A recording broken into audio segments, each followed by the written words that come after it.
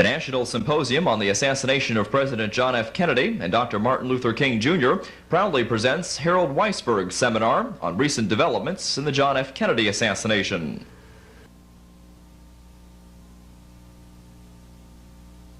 I'd like to introduce Mr. Weisberg, who will be speaking on recent developments, the Schweiger Report, Abzug Report, FBI revelations, etc. So at this time, I'd like to introduce the man who, in his modesty, has only sued the government 9 times, Mr. Harold Weisberg. Thank you, George. In the course of time, Jim and I are going to get less modest. There have been many developments, and it's not too easy to put them all into a complete context, but you have force and you have counterforce. And before we go into some of the new developments, I'd like to look into the crystal ball that's blinding me and tell you to expect more developments after the first of the year, because the time has come when the executive agencies, who, as those of you who have been in attendance in these symposiums for this week, I think pretty clearly understand now, these executive agencies have very much to lose by an honest investigation. This, of course, introduces what we're talking about this morning, how they've coped with them in the past. And they have coped with them in the past. Dr. Rohn's going to be talking about some aspect of it later today. They coped with Senator Schweiger, for example, in a very effective way. You know what happened to the Pike Committee, and those of you who followed the Church Committee closely know that it made a lot of headlines, but we got the same people doing the same kind of business in the same way. No basic changes. The bureaucracies persist. It's the nature of all bureaucracies, and the bureaucracies, the intelligence agencies, persist more successfully because they got the stuff on everybody else.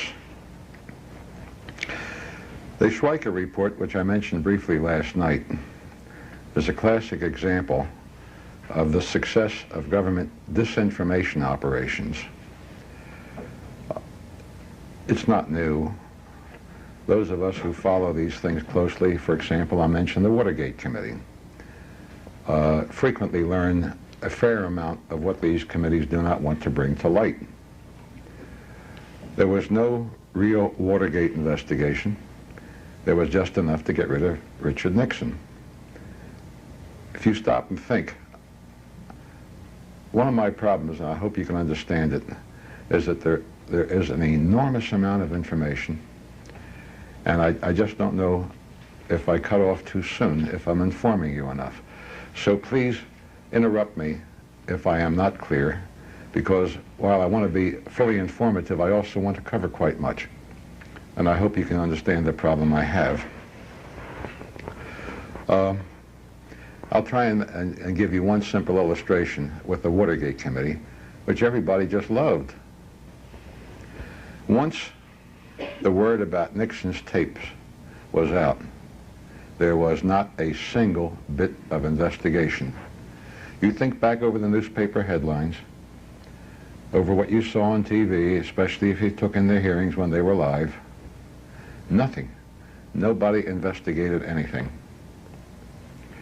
There was much that could have been learned by investigation, an enormous amount that could not possibly have been on those tapes.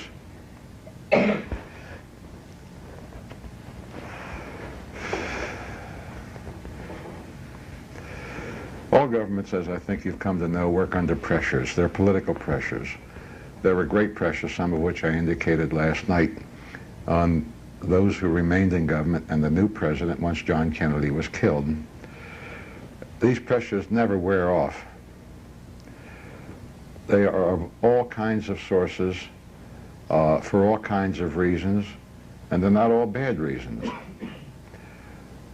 It depends on the question of concern, on the subject matter, what form the pressures can take, how normal they are, and things of that sort. I don't know why Dick Schweiger wanted to have a subcommittee of the Church Committee on Political Assassinations. There were other members of the committee who knew me, who asked me to come in and speak to them long before there was a Schweiker committee. And from his total indifference to the work of the subcommittee, I have no idea why Senator Gary Hart, who you may remember was George McGovern's campaign manager, wanted to be on the subcommittee. His attitude was negative about everything, and he apparently did absolutely no work at all. So I can't explain that to you. I can tell you that in the meeting I had with Dick Schweiker when he asked me to come in, and it's a day I'll never forget because I was on my way to the hospital and I didn't know it, I was much impressed by the man. But I developed a theory that he had heard the siren song and found it melodious. And I tried to caution him against theorizing, and I tried to persuade him that the last thing the country needs is new trauma, that we have a sufficient agony, and that theorizing would just mean more agony, and he thanked me profusely, and I really left there impressed with the idea that he might go and take a responsible road as I'd outlined it to him. And while I was in the hospital, I heard news accounts of his appearance in his native state of Pennsylvania, and my faith didn't last long. He was off on the theory kick, and it's in his report. Another example of the pressure, I'm going to come back and spend most of the time on the Schweiker report, is of a subcommittee with a very colorful leader, also known as chairperson, Congresswoman Bella Abzug. She's a spunky gal, everybody thinks, isn't she? You agree? The image she projects, she's tough, nothing going to stop her. She got stopped. She had the pressure. It came from the top administration of the House. And how did she react to pressure, as tough as Bella is? Well, she wanted to be senator. There was a limit to how far she could go in alienating her party. She had a proper reason to look into things because she was the chairperson of an administrative practices subcommittee that had jurisdiction over freedom of information. Fact is, her staff director drove me to the hospital so we could talk over what they would go into. They were quite excited. I was in the hospital. They wanted Jim, who was a legitimate expert on the law, to testify. Jim stopped everything and prepared a long statement. And then they came to the hearings, and when they were going to call Jim, she banged the gavel, and they didn't call Jim. They finally put the statement he had prepared in the record, but that's good for only those who read it. It's not good for those who attended the hearings. If there was any news coverage of the hearings, it was automatically precluded. And I just 2-3 weeks ago found out how the pressure was applied. The pressure was applied by the congressman from Texas, who was the chairman of the main committee, of which hers was a subcommittee. I told you last night, and I'm going to have to repeat again today, that I forgot to follow up on these records that I want you all to have that are being Xeroxed. These that Dr. Rohn just retrieved had not yet been Xeroxed, and I forgot to tell him one.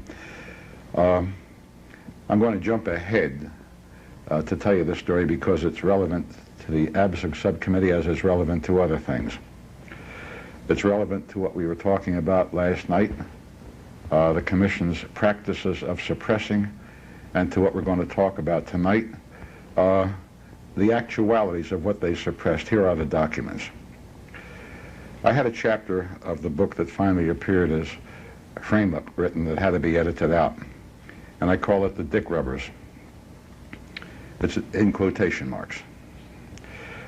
If you will look in your library copy of the Warren Commission 26 volumes, in the table of contents in the front of each volume, and look for Exhibit 710, you will find a listing of the exhibit and a footnote, and at the bottom of the page you will find a footnote saying there is no such exhibit. Well, there is. And it was entered into evidence. And if you go through the volumes of testimony, you will find where it is entered into evidence. This is something the ABSA committee wanted, so I gave it to him. I have it. It's one of a series of intelligence agency of the police, in this case, intelligence unit reports of what their agents were telling him. And the young Republicans at Texas State University at Denton, Texas, which is not far from Dallas, were planning an unusual reception for the president. It was taken as a threat against his life, and that was not unreasonable. They said that when he comes in this private meeting, when he comes to Dallas, we will rub his dick in the dirt. Mrs. Abzug wanted that. I gave my only copy. It took me almost a year to get it back. And they never used it. Now this is self-suppression, isn't it? Reacting to the pressures, because certainly if there's any member of the legislature who has at least the reputation of being a straightforward person, it's Bella Abzug. This is what the pressures can do. I pick her as an example because of her reputation, because I'd like you to be considerate of the problems that people in public life have. It's not all one way. They do have survival problems, and we're, of course, paying for them. Schweiker had a different kind of pressure. Schweiker's pressure was all from inside Dick Schweiker. It took me some time to realize it. And when I did, I wrote him a letter, and it was a letter in which I, with vigor that I don't find difficulty summoning, expressed my disappointment, saying that his longing to be Mr. Ford's vice presidential candidate superseded his sense of obligations to the responsibility he had sought. He replied under date of about July 3rd of last year, I'm sorry, of this year. And he told me he didn't deny this at all. He said, if I have to make a choice between Mr. Reagan and Mr. Ford, I have no problems. I have to choose Mr. Ford. So 2 weeks later, he became Mr. Reagan's vice presidential candidate. This is a kind of pressure that is very real in political life. It can be taken, of course, as a sordid thing, but you don't have to, and I don't think it really is. The political animal loves to get ahead, and he always tells himself that he's getting ahead just to serve the public interest and need. So, what I'm telling you is that the Schweiker report was written for all practical purposes as a campaign document and Gerald Ford's hope of becoming an elected president. And I'm going to go into some of the specifics. Unfortunately, they're going to have to be ad lib because, as you can see, I just got the records back. The report opens with a disclaimer that everybody, without exception, in the press paid no attention to. I'm sorry I couldn't bring a copy of it with me, but I invite you to read the exact language in the report. I'm sure you'll find it in your library. It's under the scope of the investigation. And the Schweiker report begins by saying, we are not considering what the Warren Commission did. We are not looking at their evidence. Things of that sort.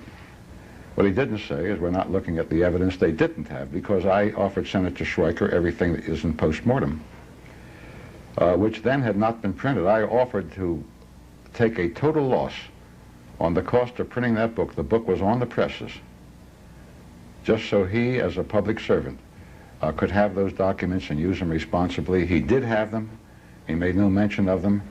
And those of you who were present last night, I would like you to bear in mind the language I read you from the January 22nd report, showing that the Warren Commission members knew that the FBI was holding back evidence relating to whether or not there was a conspiracy and whether or not Lee Harvey Oswald had had complicating official connections.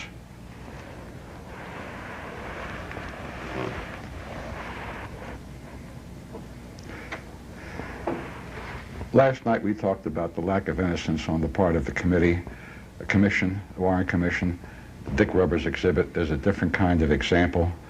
There were other records that I had intended to read, but you'll be able to have access to them here. There's some under the title of Information Breakdown.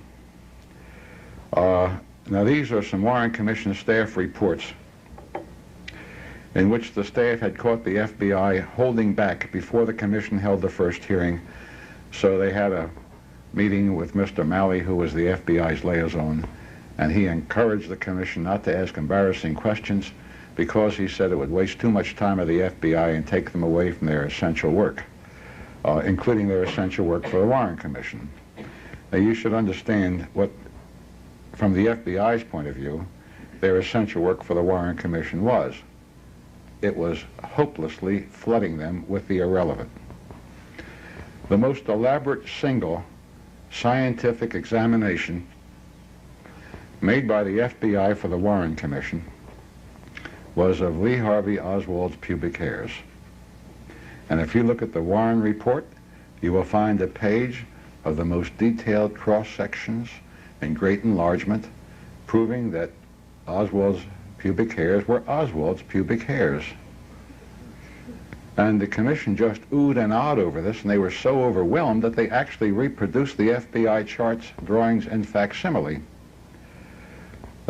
What they did actually was to vacuum a blanket that everybody in the world knew was Lee Harvey Oswald, and they got some hair off of it. And then they decided, by a science that is well known today, that these were pubic hairs. So they went to the jail, and they separated Oswald from some of his, and they made a comparison, and lo, they were Lee Harvey Oswald's pubic hairs. Well, I don't know who should care whose pubic hairs were on Lee Harvey Oswald's blanket except his wife. But the FBI and the Warren Commission made much of it, and we're getting, again, to how these investigations are misled. I'll be giving you more examples from Schweiker, and how they become disinformation operations, and how the spookeries, as I call them and lump them all in with that, tend to build up a mystique about themselves with the uncritical. Nobody stopped to ask who cares whose pubic hairs they are. What do they have to do with killing John Kennedy? The Schweiker report followed an earlier investigation of which I want to make brief reference, and I think probably I'll be coming back to it again. But you may remember that there was an investigation by a Congressman, Don Edwards of California. You may have seen him on TV in the House impeachment investigation. He was a member of that committee. Congressman Edwards was interested in the story that had achieved wide attention, thanks to CBS rehashing the story, of a man who had been an FBI clerk in New Orleans and who, as I remember it, 1968, said that he had seen a teletype reporting a threat to kill the president. The 1975 and 1976 stories bear little resemblance to the original story. And this represents one of the traps that these committees can have from our side. I'll tell you the story of that Walter report.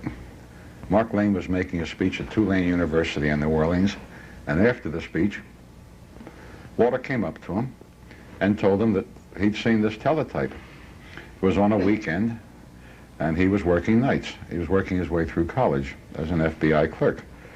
Well, Mark went and told Jim Garrison, and Jim, of course, knows more about everything than anybody. So he listened to this story. He said, I know exactly what that means. He said, that happens to be the weekend that nobody knows where Lee Harvey Oswald was, and it's obvious. Lee Harvey Oswald was performing his duty as an FBI informer to tell the FBI that people were going to kill John Kennedy when he came to Dallas. And that's what was on the teletype. Walter just doesn't remember it. And this is why we don't know where Oswald was. Well, I think the crystal ball blinded Jim Garrison a little bit more than that one blinding me. Then it got embellished even more, and this happens. It just does happen. So everybody lost sight of the reality. Had there been threats to kill John Kennedy at that time? If there had been threats, shouldn't the FBI have reported them and been on the alert? And of course they should have reported, and of course they should have been on the alert. It's a perfectly proper, it's an essential thing to do. Well, I know of 3 threats of that time period involving the National States Rights Party. There is one of which you will find the complete text in frame-up, in which there was a threat to kill both Dr. King and President Kennedy, and it was taken so seriously by the Miami Police Department when they taped it on about November 9th, just before the assassination, that they told the Secret Service there just was not going to be any presidential motorcade when President Kennedy was there on November 19th to address the Inter-American Press Association, and the Miami police were quite right. There shouldn't have been any motorcade. So when the president landed in Air Force One, he got on a helicopter, and the chopper took him to where he made the speech, and he made the speech, and he got in the chopper, and he left, and he lived. There was such a threat, and there's more on that threat in frame-up, especially with relation to the King assassination, which that book is about. So this, too, was during the time frame when Walter says he saw a teletype. So I think it's reasonable to believe that there had to be such a teletype, and there'd been something wrong with the FBI if there hadn't been. In fact, there was nothing wrong with there being a teletype and everything right with there being one. As a consequence of all of this obfuscation, the FBI was able to deny every one of the manufacturers, beginning with Mark Lane and Jim Garrison, almost the night that Walter came up to Mark after Mark spoke at Tulane. This is the way, from one side, these fictions that and these deceptions that are an indispensable part of these new developments we're considering this morning work. Now, from the other side, let me take another aspect of this. You may remember this. It also involved Don Edwards, and he also had egg on his face on Coast to Coast TV. There was an FBI agent, and he still is an FBI agent. He was the first one disciplined by Hoover, whose name is James Patrick Hosty, Jr. He's an ultra-conservative man. He was the Oswald expert in the Dallas office. He was, in fact, on their Red Squad.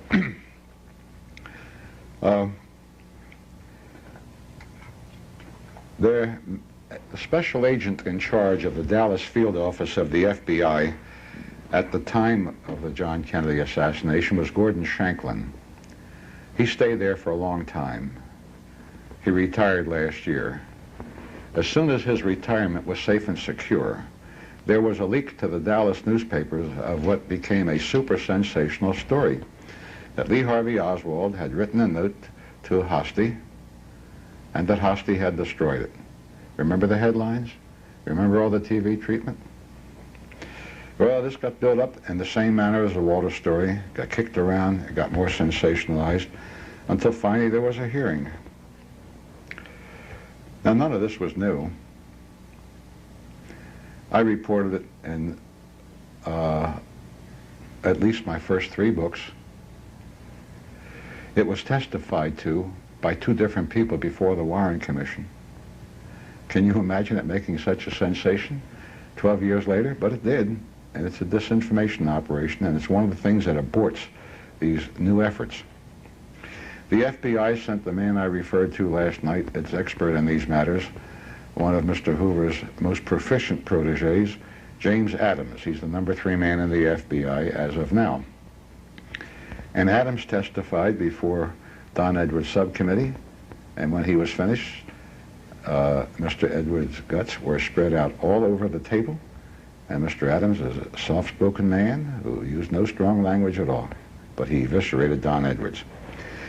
He referred to the fact that Marina Oswald had testified to her husband writing a note to Hosty and taking it to the FBI office. He quoted the pages on which Ruth Payne, the woman with whom the Oswalds lived, only on weekends, told the Warren Commission and the FBI the same thing. And he said, "What's new?" Well, he said, "We investigated." And their investigation began after the leak to the papers. You can decide from this, since I don't know, why there was such a leak. Here's what they did. They went to a lot of trouble. They spent a lot of your money and mine doing it. They found everybody who had been in the Dallas FBI office at that time and interrogated every one of them and got every one of them to sign an affidavit. And I'm sure that for the most part these people were truthful. After 12 years, I'm sure that nobody had an absolutely certain recollection. So what evolved was two sharp areas of contradiction. For example, when was the note destroyed? Who told them to destroy it? How was it destroyed? Each one of these facts, every essential fact in the story, broke into two sharp areas of contradiction. You had between 25 and 50 people swearing each way. Now, under these circumstances, it's impossible to prove who's telling the truth, and it's impossible to charge anybody with perjury. Destruction of evidence, of course, is a serious thing. Well, I've told you part of what was lost in this, the fact that there was nothing new about it. Let me tell you the rest of it. That's not all Hosty destroyed. He destroyed everything.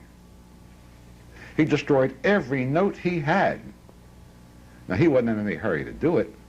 He waited a month. And he wasn't anxious to keep it secret. He testified to it before the Warren Commission, and they accepted it as the most normal thing in the world. Nobody said, "What did you say?" And as of now, there has been no investigation of any of what is essential. Everybody went down the primrose path. In all the sensation about the leaking of the Hosty story in last year, there was no indignation because the FBI had not investigated at the time, or because the Warren Commission had not investigated at the time, and now it's impossible to investigate. So nobody knows what Oswald did in that note. One side, I told you they split in two, said that he threatened to bomb the FBI office, and the other said he threatened to bomb the police office. And that was one school of his threatening to bomb. And the other was just a general threat if Hosty didn't leave his wife alone. I don't think it was either one of these things.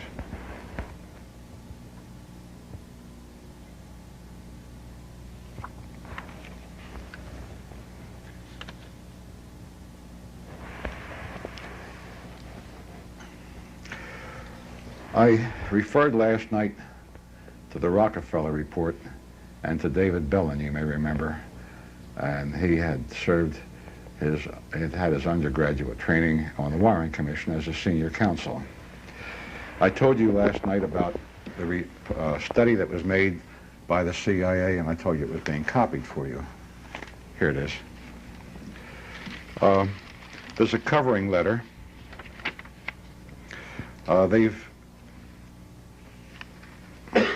If you want to know how secret these people can be on last night's subject, those of you who are up in front can see that the top line says Memorandum 4, and the name is whited out. It was a memorandum for the man in the CIA who was going to deliver this to the Rockefeller Commission. There's no reason to keep that secret. And at the beginning, they say, there seems to be no reason to attach copies of these case reports from the file to the summary. There's no reason to give the Rockefeller Commission evidence. Let's just tell them what we think they should understand from it. And then there's a covering letter of May 30th, 1975 to Mr. David W. Bellin, and of course the name of the man in the CIA has to be masked out. So that's the date. And then you have this where you can see the masking and the word CIA written in under reference, and the subject is review of selected items in the Lee Harvey Oswald file. They don't care about the killing of a president. It's Lee Harvey Oswald file regarding allegations of Castro-Cuban involvement in the John F. Kennedy assassination. Isn't it surprising that they didn't hear anything about these allegations of anti-Castro-Cuban involvement? So, you then have this beginning on Saturday evening, 7th September 1963. Fidel Castro appeared at a brilliant embassy reception in Havana. Even more unusual, Castro submitted to an informal interview. And then they say where Harker's interview appeared, and so forth. There was one summary paragraph that I skipped. I want to see if I can find it.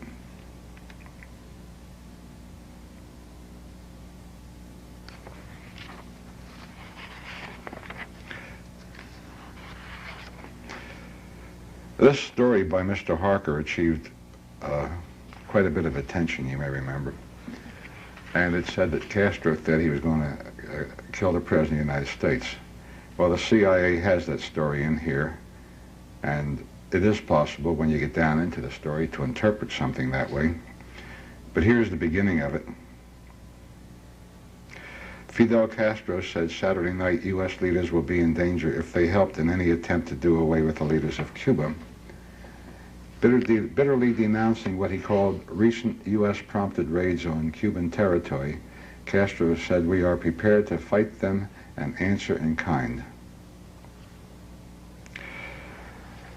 Now, what Castro was talking about has since become fairly well known, and that is that our government continued in efforts to overthrow the Cuban government. It was secret for many years from all of us, most of us anyway. What this report is based upon, except for that, is what is in the Schweiker report. First, the CIA fed it to the Rockefeller Commission, and when Bellin wasn't satisfied, didn't satisfy them completely, they gave it to the Schweiker Committee.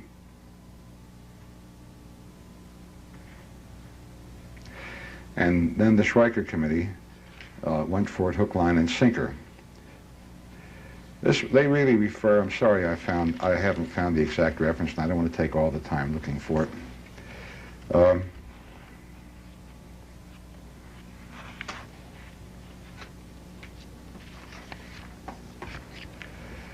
They really did a job on Schweiker. I may make a noise when I lay this microphone down.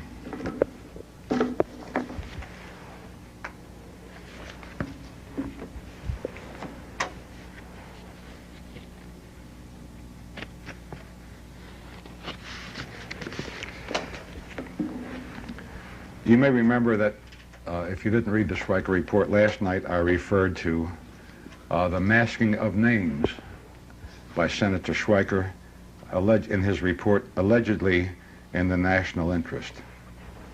This was a matter of top national security interest.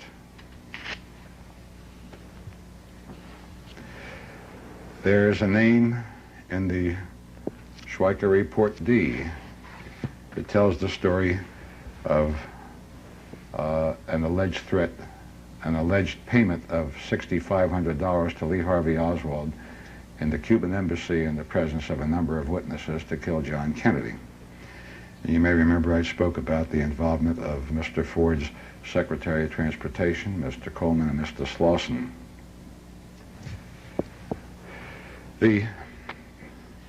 Here's one of their reports.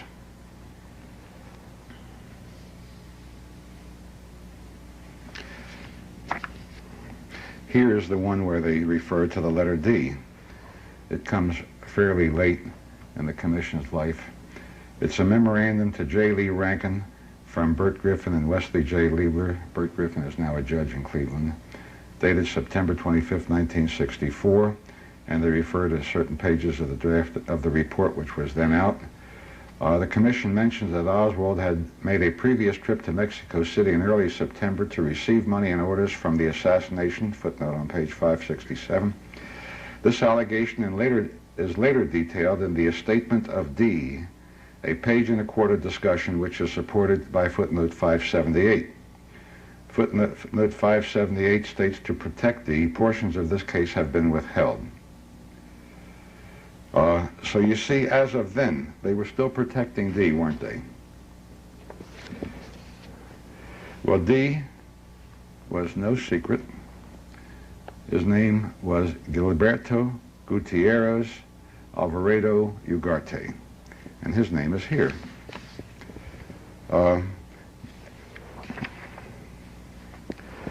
In this report, a draft of 1 April 1964, Coleman and Slauson on the subject, Pedro Gutierrez Valencia, they call him here. We do get confused with Latin names with all the metronymics. And he wrote a letter to President Johnson on this. That's how secret it was. FBI reports on this have never been withheld, and I have quite a few of them. There is, you may remember,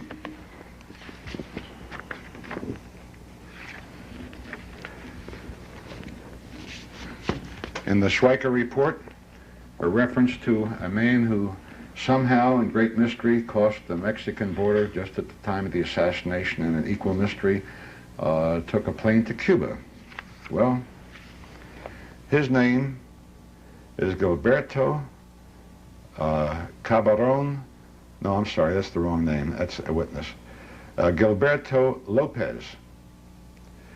And according to the non-secret report of the FBI of an interview with Harvey Cash, the American consul at Nuevo Laredo, Mexico, they got everything about him: his passport number, his Mexican tourist number, his statement of what his plans were.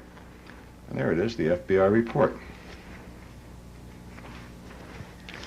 They followed it up on December 4th with more information on when Gilberto Lopez, American, 23 years of age, passport number, dated, and so forth. Yet, in the Schweiker report, now you can get this by writing a letter to the National Archives. You could, before Senator Schweiker got interested in the Kennedy assassination, too. In the Schweiker report, he has to be secret in the interest of national security. There's another one. We won't take time to go into it. This one is Diaz, Salvador Diaz Verson, also manufactured threats against John Kennedy, in which Lee Harvey Oswald was a participant in Mexico.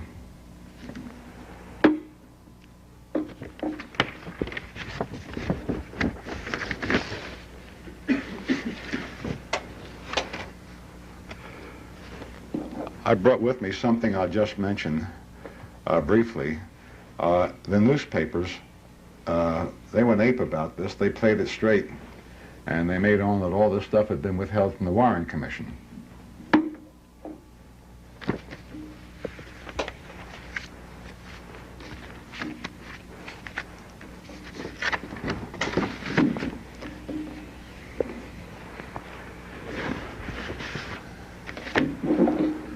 With another aspect of this, it's even more ridiculous.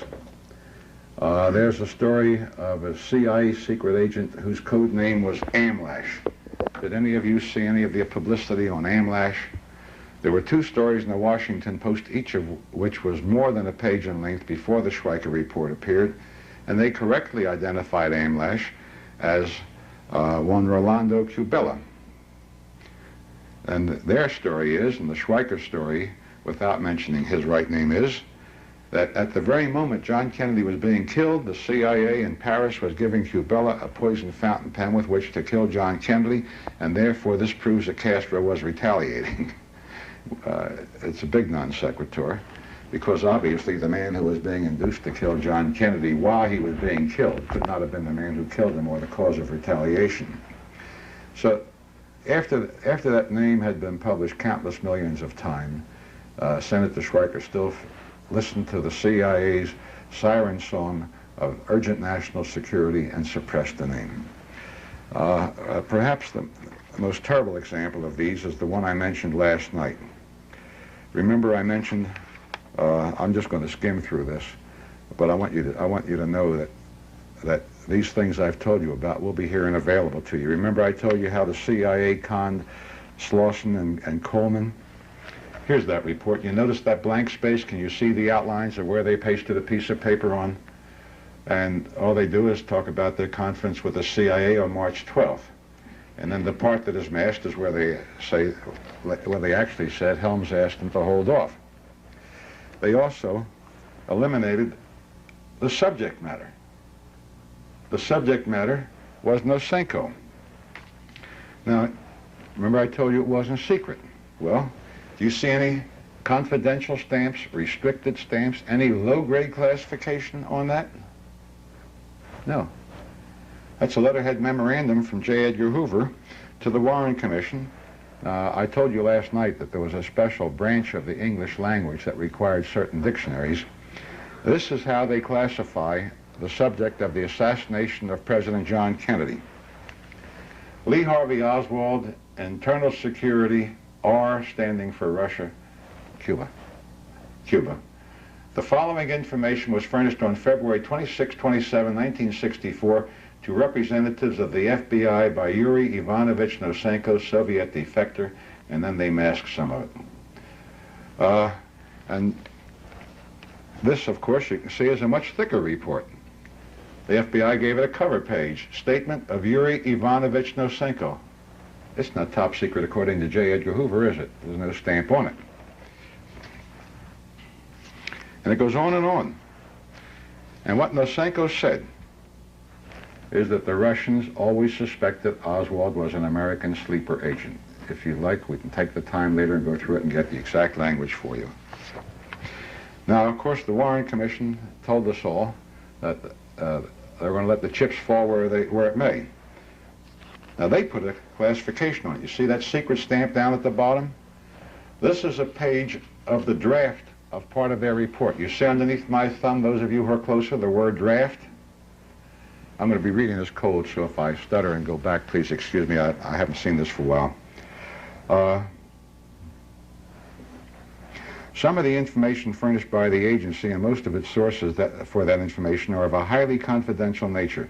Nevertheless, because it believes that the fullest possible disclosure of all the facts relating to the assassination of President Kennedy is of the highest importance, the Commission has included in this report all the information without exception which it considered in coming to its conclusions, whether such information tended to strengthen or weaken these conclusions. The only information which was not included in the report, therefore, was either wholly irrelevant to any of its conclusions or was derived from sources which are known to be unreliable and so forth. Does anybody have a copy of the Warren report with them? I didn't bring mine. Well, take my word for it. It has an index. And if you look in the index, you will not find the name of Yuri Nosenko. But remember, they said they weren't leaving anything out. Without exception, I have it underlined in red there. Nosenko was an exception. Protecting the CIA was not an exception.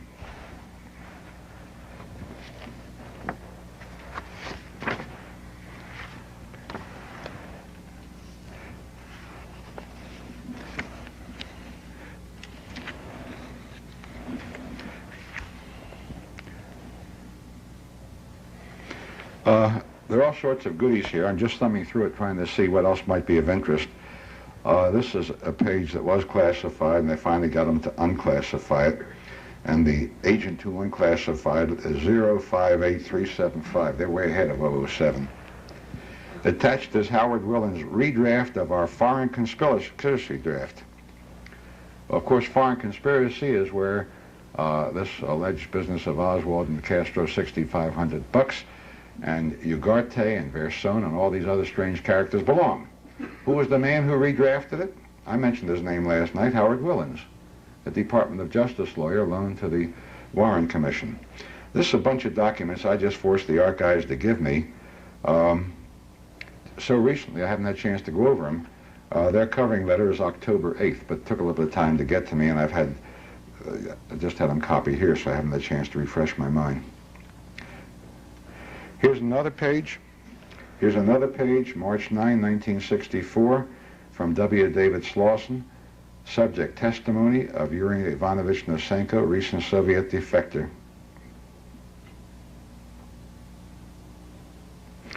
Here's an interesting part.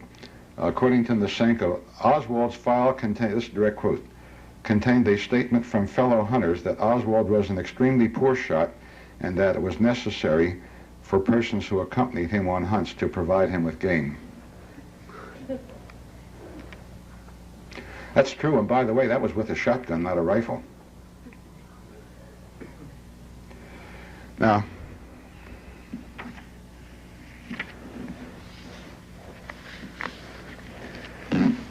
you can see, some of you, that until October they were holding from me two.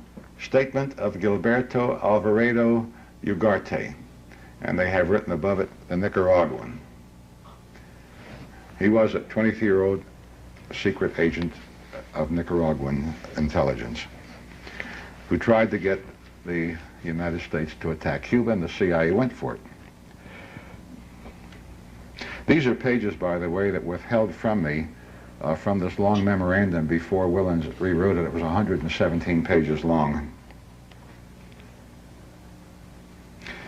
Now, oh, here, I just saw Nosenko's name. Let me see if there's a goodie there.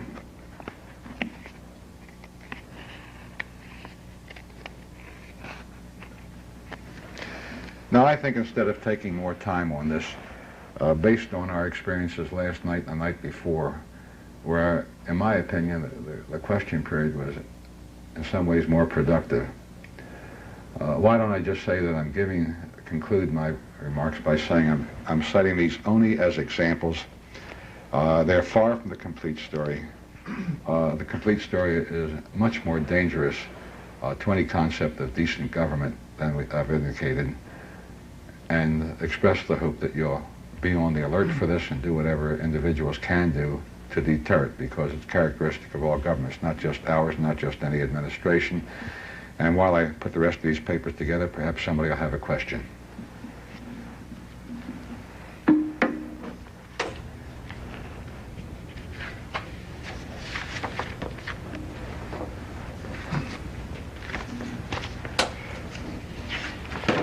Well, while you're trying to make it, do you have a question? Yes. Would you care to comment on a book written by Hugh MacDonald called Appointment in Dallas, and something about it being written in support of the FBI? The question is very appropriate because it's another recent development. The presses are disgorging all sorts of fake books. MacDonald's is the most successful because MacDonald is one of the most proficient con men. Fortunately, I have had little experience with con men outside the federal government. They're a different kind.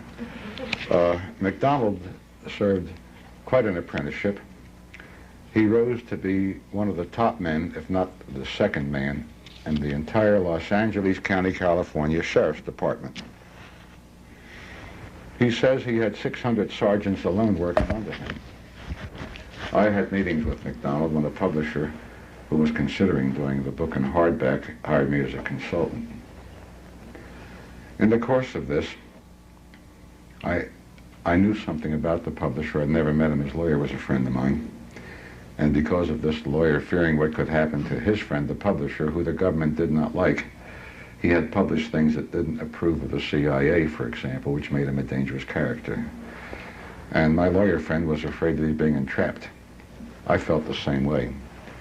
And I had to conduct an investigation of MacDonald's books. Now, you remember this book says it's based on a confession MacDonald personally took, and MacDonald is this very brave man, braver than anybody else in the whole world, from an assassin named Saul, and that he recognized this assassin Saul because he's seen his picture in the newspaper, and this is perhaps as high a tribute to MacDonald as anybody can pay because that picture never appeared in the newspaper. Well, the three different versions of the one confession, and the thing that blew it with the original publisher was when I told him to ask MacDonald to produce his original handwritten verbatim account of Saul's so-called confession. I'm going to tell you why. Because MacDonald said that he had a meeting that lasted 2 hours, and in these 2 hours, with his own right hand, he wrote 10,000 words. The book is that careless a fake. In the different versions of the book, this dangerous character, Saul, who kills on whim, but always for money, confessed to MacDonald in the lobbies of 2 different hotels in 2 different countries. And finally, MacDonald thought it would sound better in his own room in a 3rd country, so it became a confession in MacDonald's hotel room in England and wasn't Canada or Switzerland anymore. But it's all one confession, and you understand it's real. The funniest part was eliminated after the book was on the press. Another publication, this time a popular publication, which was considering, and in fact had offered, $25,000 for the serial right to McDonald's book, they had some doubts. So they asked me. I just referred them to one part of McDonald's book, and it broke them up, and it broke up the deal. In McDonald's book, you may remember, now I could speak for 2 days on McDonald's book, all on fact. I'm just going to give you some illustrations. You may remember that he has his assassin lurking in a building he never managed to name until I asked him, was it such and such a building, the Records Building? And then on the last version, Records Building was added. He has this man lurking in wait for 55 minutes, knowing that the president wasn't due to get there for 55 minutes, and no president's ever ahead of time in a motorcade, to kill John Kennedy. Now, this is a public building, and naturally an assassin wanted to have a perfectly safe place. Wouldn't you think so? Wouldn't you think he'd want that? Well, now put yourself, of course you lack his experiences. It's a little bit different once you've looked down the sight of a gun and killed people, and this man had a career of doing it, so he's used to blood and you're not. He's used to death and you're not. But nonetheless, put yourself in his place. And you want to get away from there. You want to be safe. You want to earn your money. In this case, only 50,000 bucks, and that's nothing. Or maybe it was 25, which is less. Not enough to hire a lawyer with if you get caught. What would you find if you had a whole public building from which to pick the assassin's lair? What would you find the safest place? Now I want to see if you got the benefit of a college education you're getting here. What would be the safest place? No, not the roof. Oh, well, let's not waste any time. It was a ladies' room. Seriously. McDonald had Saul lurking in the ladies' room on the second floor of the Records Building, which is a public building. It's the county Records Building, waiting for to kill the president, and he's supposed to kill Oswald. That was because he picked a place from which he couldn't even see Oswald. So naturally he was going to kill him there. This tells you how much of an investigation McDonald made. Well, it's even worse than that because there is no ladies' room there. It's a judge's office. So when the publication asked him about that, if you look at McDonald's book and come to that place, you will find at the end of a paragraph 3 dots. The book had been printed. When their deal for the ancillary rights fell through, and the publisher all of a sudden said, my God. And they just changed that one line of type, eliminating everything after it, put in 3 dots and cut the rest of it out, and then resumed with something else. Is that enough of McDonald's book? I can tell you a lot more. That book sold over 1 million copies. It's the only book I know that has 2 publishers on facing pages. On the left-hand page, it says that Hugh McDonald is the publisher, and on the right-hand page, it says that Zebra is the publisher. Well, I guess if you're going to have something like that, it couldn't be better than Zebra with all those stripes, could it? Another question? You people have to warm up a little bit. So let me tell you another Nosenko story. What Nosenko said was not welcome. I think you're aware of that. So let me tell you what happened to Nosenko, who had defected from the KGB and was, of course, a prize for the CIA. They rewarded him once he told them that the Russians thought Oswald was their guy. They took him down to a secret installation of theirs, Camp Perry, spelled P-E-A-R-Y, Virginia. It's down along James River, as I remember, not too far from Richmond. And he was a prisoner in solitary for 3 very abusive years. He has finally been paid off in full by the CIA. They've let him out of solitary.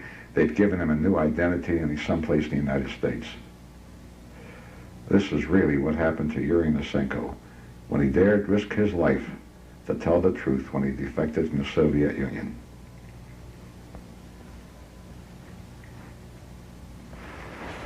The light's in my eye, so if you raise your hand with a question, wave it if I don't see it. Yes, sir. I think it was on Good Night America where they had Frank Sturgis on, and he claimed that, you know, he was working for the government during this time, and he had been in Cuba, and he had heard of a meeting between Castro and all these people, and I was just wondering what kind of credibility Frank Sturgis has during this period. This kind of thing for which I find the question and answer period so valuable, because Frank Sturgis, and that is his right name, he was born Frank Fiorini, but his mother remarried, and he uses both names, has made himself quite a character in the news, not only by being caught in the Watergate, but by the publicity of this sort that he's attracted to himself. He is one of the people who immediately John Kennedy was killed started a whole campaign about Lee Harvey Oswald meeting with Castroite Cubans. The question has to do with Sturgis's credibility, and there is none. There is no question about the fact that he's been a soldier of fortune type all of his life. He's also a racketeer. He's got a number of rackets incorporated in Florida. He was arrested in a hot car racket of taking hot cars to Mexico. His companion in that was named Buchanan, and believe it or not, that's the same Buchanan who was a reporter for the Fort Lauderdale Sun-Times, as I remember it, who was involved in the original baloney story made up to complicate the life of the FBI and to blame the assassination on Castro. Now, there's one thing of which I am reasonably certain about Frank Sturgis, and he is so pathological a liar, I doubt if he knows the truth. You know, he's got more romantic stories than yours. How about the chick who was sleeping with Castro, he gave poison to, and with all this stuff the CIA taught him, he had her put the poison in her cold cream where the capsule dissolved, and therefore she couldn't use it. I think that Sturgis was the commissar of gambling in Cuba. And he had to leave Cuba because he was running a racket with that. And he was carrying all kind of chicks around with him, driving around in limousines, smoking long cars, and blackmailing the casino operators. He blackmailed them in Cuban pesos, but he lost all that money when Castro changed the currency. Sturgis is a would-be storybook character. Now, the second part of the question had to do with Jack Ruby. Let me amplify that story, because this story is that it happened in jail when Santos Trafficante was in jail, having been arrested by Castro. Trafficante, the mafia boss who centered at father and son, same name, centered at Tampa, Florida. They had big operators in gambling. Well, the story came originally not from Sturgis, but from a British reporter whose name, as I remember it, was Hudson. And in the CIA papers that are being copied now, you're going to find that when the CIA did some checking on this story, their report of an investigation from London, included in a cable that's in the file you're going to have, says he's a thoroughly undependable character, a psychopath with a desire for vengeance against Castro because Castro had thrown him in jail. If you know anything at all about Jack Ruby, there's one thing you can be certain of, that nobody high in the mob ever had anything to do with him. Ruby was a punk who aspired to be a hood and couldn't quite make it. I have other ways, however, of knowing about this. Years before any of this surfaced, and really its fabrications and embellishments, I spent days interviewing one of the mysterious characters of the soldier of fortune types who's injected himself into this. His name is Loran Hall. He is referred to in the Warren Report, and where they consider the possibilities of conspiracy and say they all add up to nothing. And I have all of my interviews with Hall on tape, and it's not a clandestine tape. He had the microphone lying on his chest. He was in a veterans hospital in Los Angeles that was recently destroyed by an earthquake. Hall was in prison with Santos Trafficante. And there's one thing you can be sure of. If Jack Ruby had ever walked into that jail Lorraine Hall, whose greatest ambition was to be on the front page of the National Enquirer, would not have failed to tell me. In the book, they murdered the president, is the title of it. And he makes a lot about this connection between the mob and the gambling in Cuba. And then I think he connects Ruby in there. Would you kind of discount that then? Totally. But I'll give you a sidelight on Anson, and I'll be surprised if Dr. Rohn doesn't speak more of Anson later today. Anson's with New Times, and he called me up. And I tried to interest New Times when nobody else had it in the January 22nd transcript that I read from last night. Remember, I'd given it away to the papers, and they wouldn't use it. And it interested him. He said, "You got to come and see me." He said, "By the way, I believe," this was before he did a book, he said, "I believe the mob did Kennedy, and what do you think?" And I said, "I think it's improbable. I think you'll never prove it if it is the truth. And if you really want to investigate, why don't you follow some of the lively leads?" He said, "Well, this is better copy." He said, "I got to come down to Washington to speak to people in the Department of Justice next week to get some help out of come and see." I said, "Fine." Well, we spoke again after he spent 6 weeks on that, and in 6 weeks he got nothing, absolutely nothing. And the reason he got nothing is because it doesn't exist.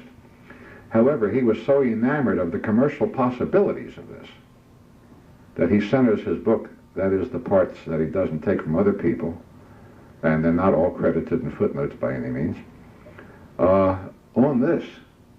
But there's not only no proof of it, there's less reason to believe that than there is to believe many other possibilities. But there is no evidence of it. It is improbable, and it is entirely inconsistent with the history of the mob. They just don't operate that way. Another question?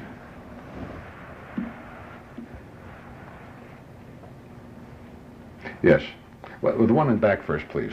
I can see you easier. Weisberg, on the same subject, I never did get to see that program.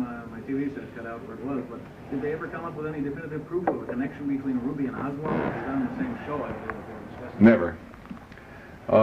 This is an area of longing. It's an area of mythology, and I've been unfortunate enough to be involved in some of this sordid stuff. But there is one legitimate basis for an honest misunderstanding, and this has recently surfaced again in the tabloids, but it's all in the Warren Commission, 26 volumes. There was a guy who you could say, by stretching your imagination, suggested Lee Harvey Oswald, who got involved in some kind of a minor thing at Ruby's place.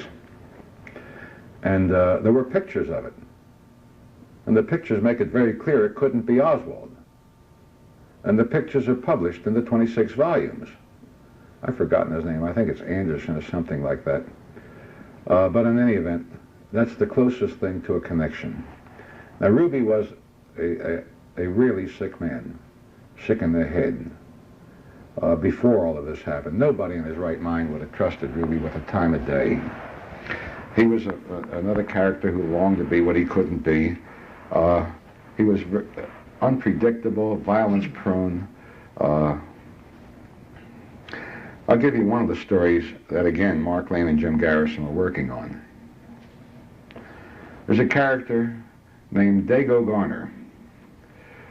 He was arrested for having shot a Warren Commission witness before he was a Warren Commission witness named Warren Reynolds. Warren Reynolds operated a used car lot a block away from where Officer J.D. Tippett was killed. He saw the man who had been seen to shoot at Tippett running away without running too hard, and he said it was not Lee Harvey Oswald. And thereupon, he alone of all these people, the rest of them having said what could be interpreted as meaning a kind of identification of Oswald, Warren Reynolds alone was shot.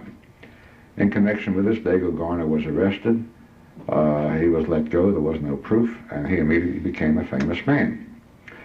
So Lane and Garrison interviewed him, and I happened by accident to hear both Garrison's tape and to see the rushes of a movie that Mark Lane never finished, in which he was interviewing Dago Garner, going over the same junk Garrison had.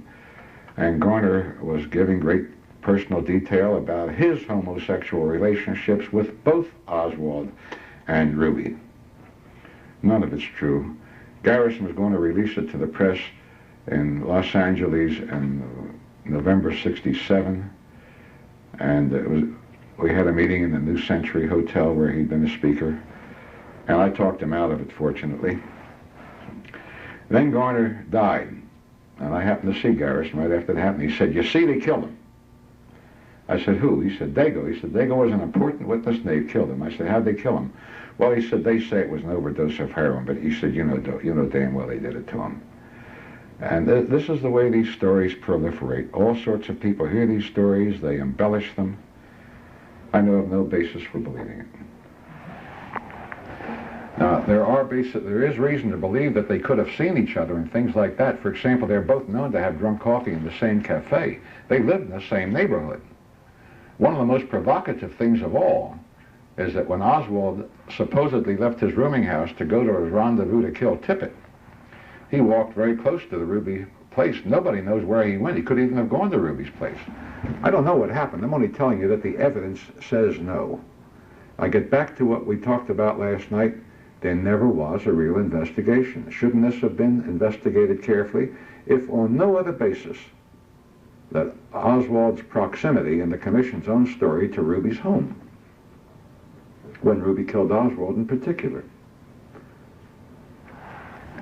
Another question? Oh, you had one in front here, George. Yeah, on the tube I've seen Jack Anderson state that Frank Sturgis was a reliable source and that he had used him in the past. Now, on the basis of what you said about Sturgis, would you comment on that? Well, he was a source for Jack Anderson, and I have personal knowledge of two. Remember I told you that I thought that Sturgis was the commissar of gambling? That's based on a story that Jack Anderson wrote with Drew Pearson before Drew Pearson died. That appeared, as I remember it, in, well, I'm really not sure of the publication, but it was a large circulation publication. I think it was something like Parade, but it could have been a magazine. At the time of the Watergate, because of this previous connection between the two, Sturgis had Anderson in a closet over in the Virginia side of the Potomac River near Washington to listen in on conversations.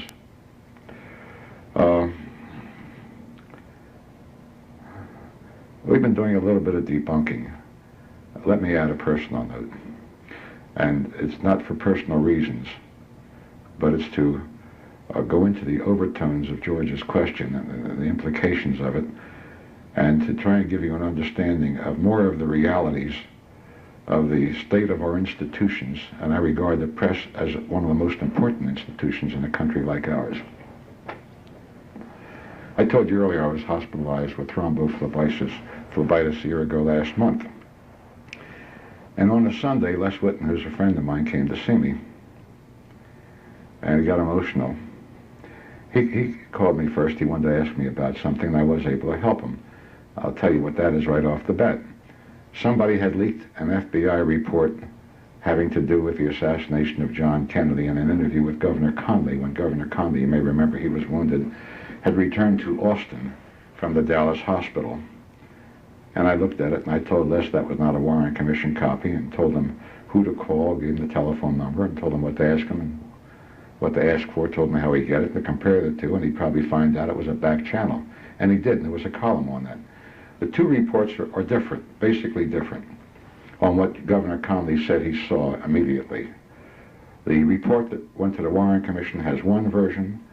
The back channel report has another version. And as I remember the differences, what Governor Conley really said is that when he heard the first shot and turned to his right, remember, this is his story, and he's always said it in the very beginning, he heard a shot, and he turned to the right, as far as he could.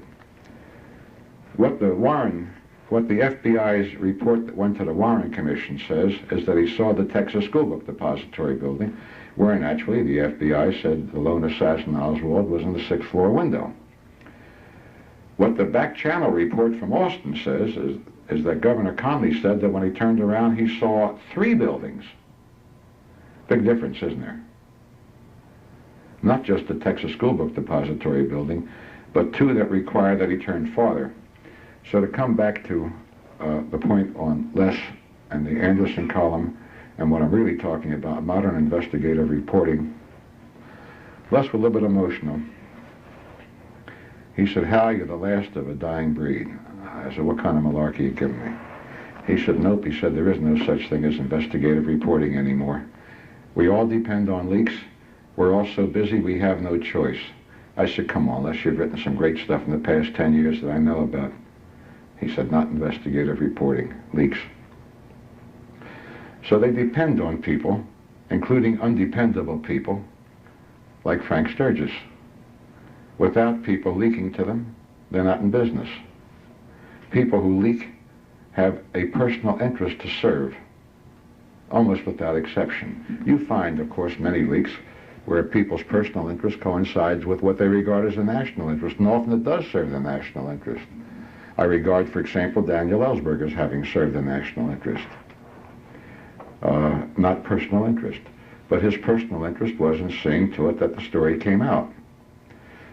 So, yes, Frank Fiorini Sturgis has been a long-time informer for Jack Anderson, going back to before Jack Anderson owned the column, to when Drew Pearson had it. I think that when I came to George, somebody in back had a question, am I right?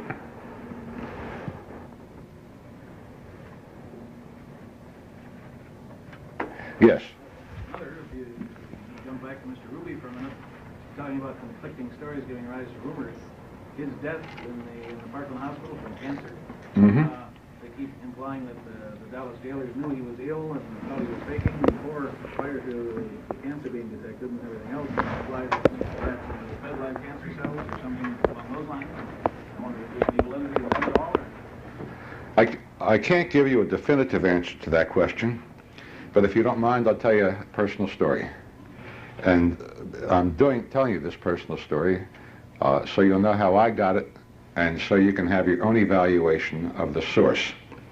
The source is a person with whom I agree about very little. He's a prestigious Chicago lawyer named Elmer Gertz.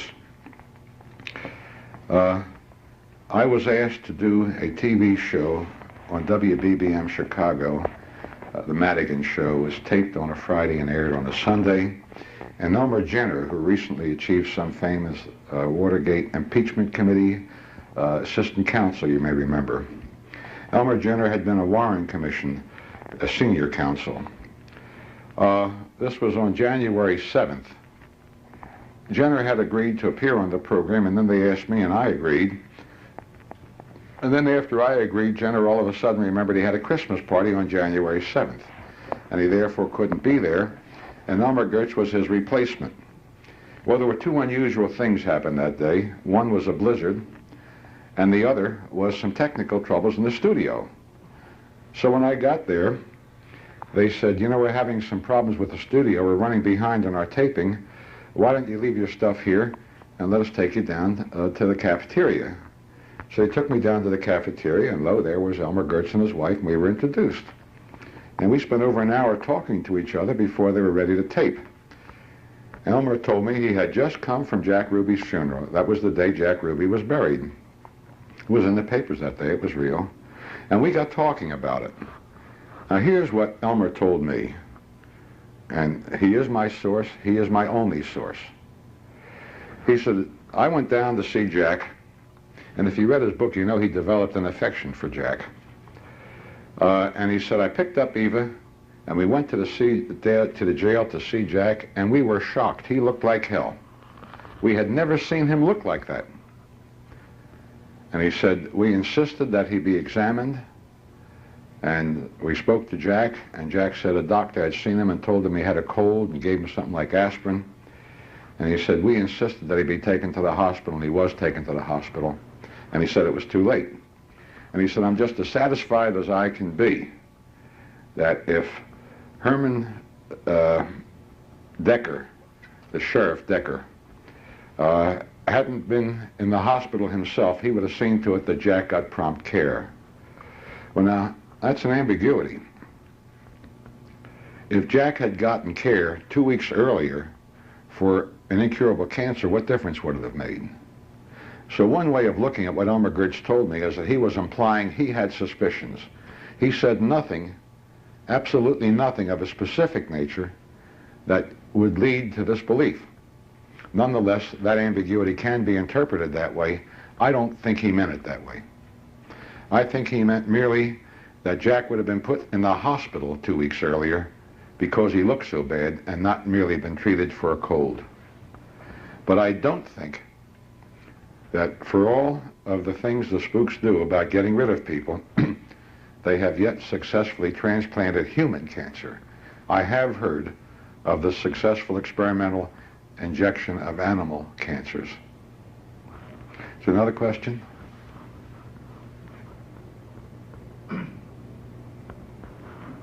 Yes.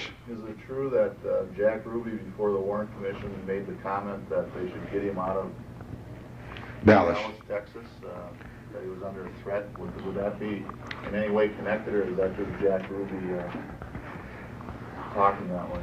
It is correct that Jack Ruby was just talking that way, but remember I told you he had irreversible brain damage. He was legitimately a crazy man. I don't know of anything. If I forget to tell you a personal story, let me tell you one after this. I don't know anything any person wanted to tell the Warren Commission that that person could not have told the Warren Commission, whether or not he'd been listened to. I don't know any one thing that would have made Jack Ruby safer in Washington than in Dallas. And you can measure Ruby and his sincerity in this, not his sincerity because he was crazy and he didn't know, how reasonable it was by what really happened. They wanted to give Ruby a polygraph. That was the idea of David Bellin. He told me all about it when we debated at Vanderbilt University last year. He insisted that Ruby be given a polygraph. It was none of his business. It wasn't his part of the work. But he insisted on it. So they agreed. And Ruby's lawyers objected to it, as lawyers should have objected to it. Who do you think Ruby turned to for advice on whether or not he should take a polygraph examination? Assistant Dallas District Attorney Bill Alexander. So naturally Alexander wanted him to take a polygraph. Alexander was his prosecutor. Really, literally, not just on the prosecution staff, he was prosecuting Ruby in court. Now, what kind of judgment does this reflect of Jack Ruby? The personal story I wanted to tell you is, unfortunately, the man's now dead. He was the chief criminal deputy of Dallas County, Sweat, Alan Sweat, S-W-E-A-T-T. Alan Sweat was never a witness before the Warren Commission. There is no FBI report of an interview with Alan Sweat. And I'm going to tell you why. Alan Sweat, as chief criminal deputy sheriff, whose office was closest of all official offices to the scene of the crime, interviewed and took an affidavit from every witness to the scene of the crime who immediately surfaced. They just poured them into Sweat's office. There wasn't time for lengthy affidavits. Most of them are only a paragraph long. All of the pictures taken at the scene of the crime that were immediately known, Alan Sweat got and developed. Now, can you think of a better reason for him never being a Warren Commission witness or not being interviewed by the FBI? It's unreal, but that's the reality. Alan Sweat happened to be the Dallas police polygraph expert, and he had a polygraph room. Arlen Specter, who was the most active of the Warren Commission counsel, he was in charge mostly of the medical evidence, but he got around quite a bit. He was in on this polygraph. The FBI did not believe in polygraphs, and according to what Alan told me, they gave 2 agents 2 weeks of training and thereby made them polygraph experts, and they sent them down to conduct the polygraph examination. Alan Sweat was only the chief criminal deputy sheriff, so Arlen Specter insisted that Sweat not be in the room when Ruby be examined. And Sweat told me that he turned to Specter, and when he left, he said, "When I leave, anybody who knows anything about this goddamn machine's leaving too. That was Alan Sweat's opinion of the polygraph examination, quite aside from whether or not you have faith in polygraphs. But I'm trying also with this to give you a picture of the way these agencies function. It was really an unusual thing not to use an authentic expert on polygraphs if they wanted a meaningful polygraph examination. Yes? Along those same lines, Mr. O'Toole's book, did you not mention this one witness, I think, Wesley Fraser, I believe he was supposed to be given a polygraph too, taken back to court that evening, and then they claimed they never took it. Had a whole big hoorah going on about that. Well, I mean, I wonder if Mr. Sweat would have been the guy who'd given that one also. Fraser was given a polygraph examination. I don't have much confidence in Mr. O'Toole's book. I know too much about it, Mr. O'Toole. However, I also know about the Fraser polygraph. It was for an entirely different purpose. Bureau Wesley Fraser was taken in that night, and what the police wanted to know is, was he laying Marina Oswald? He said he was, and the polygraph proved him right. Is there another question? Yes. Would you mind starting again, please? I couldn't hear you. Okay, to your way of thinking, what political interest had most gained in covering up the JFK assassination? I'm sorry, I could only hear that you were asking about political interest. Can somebody heard the question repeated, please? Who gained most? Hmm? Who gained the most from covering up the Kennedy assassination? It's difficult for me to address your question in the sense in which you ask it, because you're implying personal gain. And I don't think that in any of the official involvements in the cover-up there was a question of personal gain, except in a limited sense with J. Edgar Hoover, who had created this mystique that he is the man who could solve any and every crime, and in fact had always solved them. Outside of that, I don't think there was such a factor. Let me break it down in these ways. First, there was benefit to the FBI and the Secret Service in several ways. It was their obligation to keep the president alive, and they had failed. It therefore became their obligation to solve the crime, and by the cover-up, they made it appear that they had. Last night, we went into the political, really horrible political situation faced by the government, all the worries they had to consider, and their perceived need to cover it up, to restore tranquility and peace to the country, to settle the people's emotions, to effectuate a smooth continuity from one administration to another, things of that sort. So in this sense, as these people perceived their obligation and the national need, there was a benefit. But except for the assassins who I don't know, and I'm sure that anybody tells you he knows lies to you when he says it, I don't know any benefit. I don't think that it was done that way. I don't think it had that in mind. I think it was the way bureaucracies, all bureaucracies work under these conditions, and I've tried to give you some reasonable explanations of why bureaucracies do work that way. I do think it was an important consideration to have a smooth transition from the Kennedy administration to the Johnson administration, to give you one example. I do think that people in Washington should have wondered, only for a short while, of course, but should have wondered, was there going to be other violence? Was there going to be an attack from abroad? Was this the signal for an internal revolution? These are the things most of us don't think about, but it is the obligation of government to think about them. Can you follow me on that? So we have several stages of the cover-up and of the need. At the beginning, there was one kind of need. Thereafter, there was another kind of need. But I really don't think that we can consider this responsibly in terms of anyone's personal interest. Yes? I ask a question along with that. In other words, you would say that no agency of the government actually was involved in the killing per se, but in the cover-up they each had a benefit. That's putting it well. I know of no proof that any agency of the federal government was involved in any political assassination, not just John Kennedy's. But of course they did have these interests in the cover-up.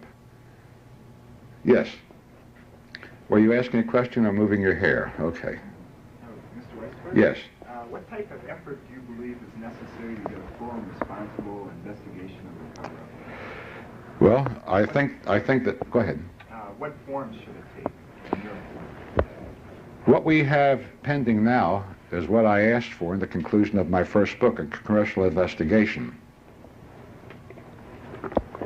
We have problems with them, as we've seen this morning in our consideration of the Schweiker report and of the Don Edwards investigation and of the Abzug investigation.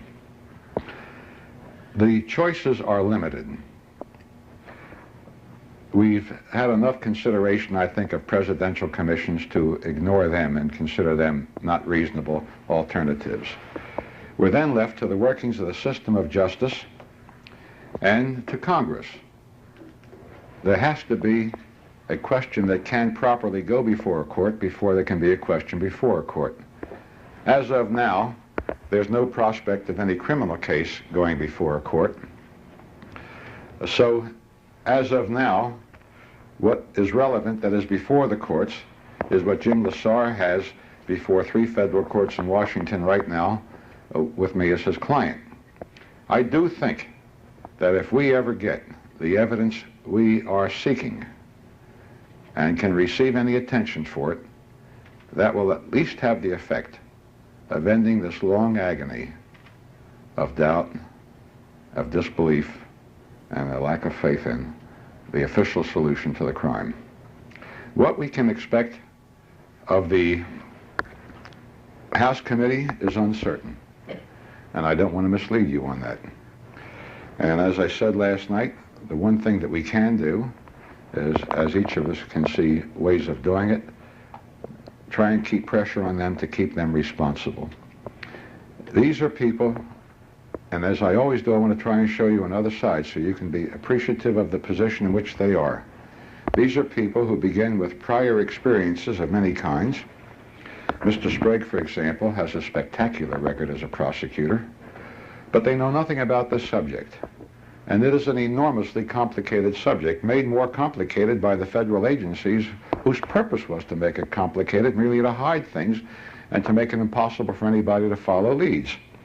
So they inherit not only all of that, but everything that is being flooded upon them by every expert, real, self-appointed, imaginary, or non-existent. And I can't begin to estimate the number of authentic paranoids who've been there. All of them experts, all of them giving them all this great work of theirs.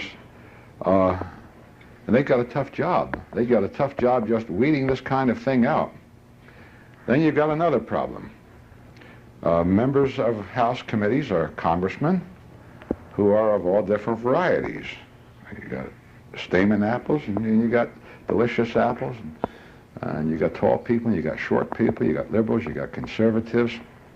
I'll give you an example. I'll give you 2 examples. There was a black member who went for a palpably false story, and without his doing that, there wouldn't have been this investigation. That's one extreme. He's a liberal. On the other end, you have a congressman from Ohio whose name is Devine. And I have every confidence that before too long you're going to be hearing more about Mr. Devine, because he figures as a member of the House of Representatives who was a friend of Gerald Ford's. In my civil action 75-1448 in Federal District Court of Washington. Now we have a hearing on the 18th on it. Mr. Devine is a Joe McCarthy type, and he cast Mr. Ford in that role. He, however, is also an experienced investigator, having served his apprenticeship as an FBI investigator before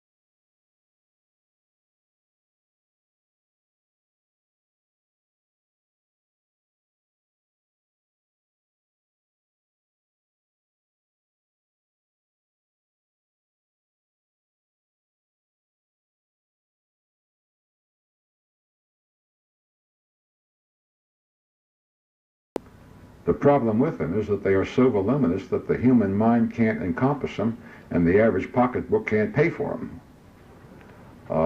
As I was saying last night, and as I suggested earlier today, the sheer volume created, the volume of irrelevancies, and I gave you Oswald's pubic hair as a more spectacular illustration, in itself becomes a means of denying access and of obfuscating everything. The D stuff is another example of that, and that really is what I had in mind for this morning.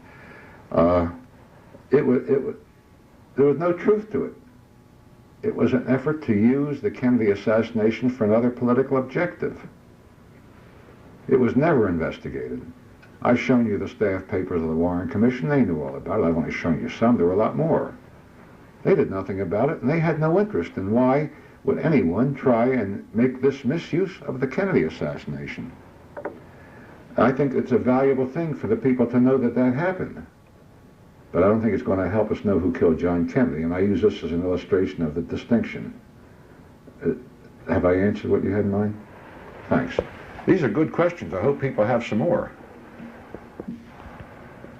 Yes? On that same subject of evidence, some of the medical experts that have been called by some of the critics and others to get into the medical evidence, which I believe is still, some parts of it are still forbidden to the general public anyway, probably on the grounds of how gross they would be or how something. I understand that material would probably throw some light on it. Competent medical personnel could look at it, because even from the beginning of the investigation, the doctors who testified weren't even allowed to look at their own photos. Well, I think that's very reasonable.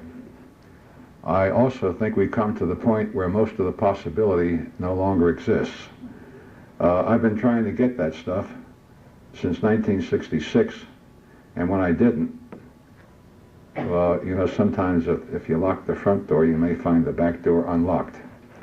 So I've done an enormous investigation, and I have obtained a very large number of formerly secret relevant medical records, and you'll find a large number of them reproduced in the appendix of post-mortem in facsimile. That's the green book on the table.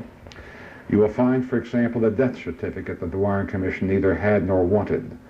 You'll find an expert reading of all of the autopsy film made in secret for the Department of Justice by top radiologists and pathologists. They practiced a special form of semantics, but there is no question about it. They destroy the entire Warren report. Yes, I think that competent people should have access to the medical evidence that is still withheld. No, I do not believe it will lead to any kind of a breakthrough. And I do not believe it should go into general circulation. I do not think that it's the kind of thing that should be in the National Enquirer, for example. And if it's in the New York Times, it's going to be in the National Enquirer. I think that these things are not subject to explicit statements, and that we have to use our own judgments, and do have to recognize that there are questions of taste and other factors that have to be considered. Another question?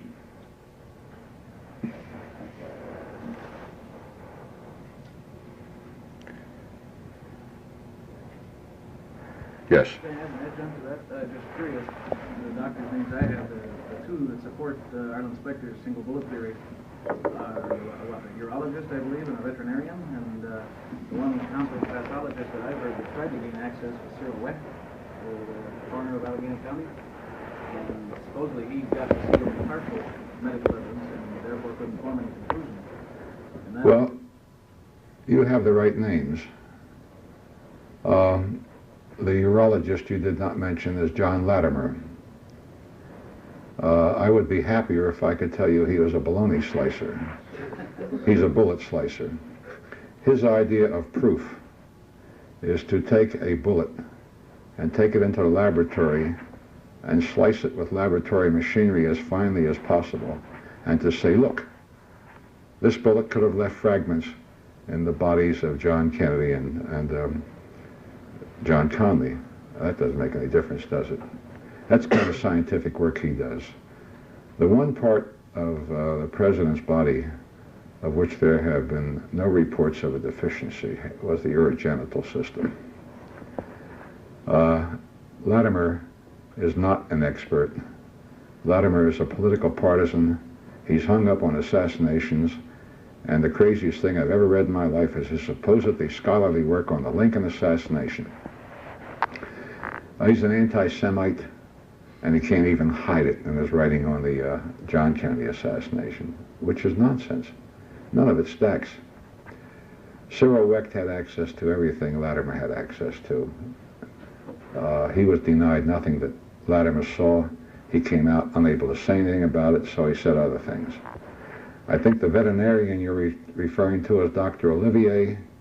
He did not have access to that information. He had access to other information in an earlier day when he was on the staff at the Aberdeen Proving Grounds in Maryland, not too far from where I live, north of Baltimore, where the Chemical Warfare Service has its major base and where they do a lot of experimental work with ballistics and things of that sort.